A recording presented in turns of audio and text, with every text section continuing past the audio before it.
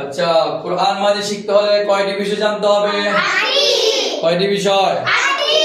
1 নম্বর, 2 নম্বর, 3 নম্বর, 4 নম্বর, 5 নম্বর, 6 নম্বর, 7 নম্বর।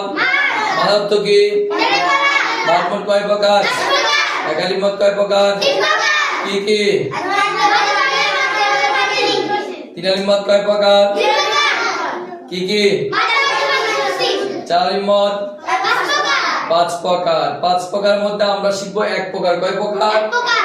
1 প্রকার শিখলে 5 প্রকার আমাদের ইনশাআল্লাহ শিখা হয়ে যাবে। প্রত্যেক প্রকারের উপর থাকবে মোটা চিহ্ন। কি থাকবে? মোটা চিহ্ন।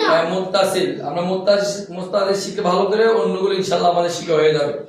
আমরা কোরআন মাজিদে যেখানে মোটা চিহ্ন দেখব সেখানে আমরা কি করব? 4 আলিফ টেনে পড়ব ইনশাআল্লাহ। আজকে আমরা শিখবো মাদ্দে মুত্তাসিলের পরিচয়। কি শিখবো?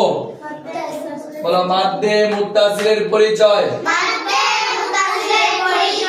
মাদ্দের হরফের উপরে মোটা চিহ্ন, বামে গোল হামজা থাকিলে 4 আলিফ টানিয়া পড়িতে হয়, তাকে মাদ্দে মুত্তাসিল বলে। যেমন উলাইকা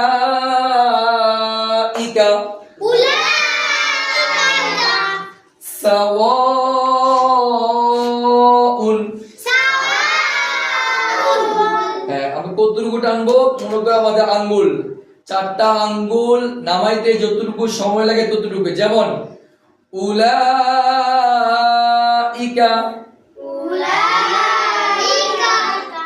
সাওয়াউন।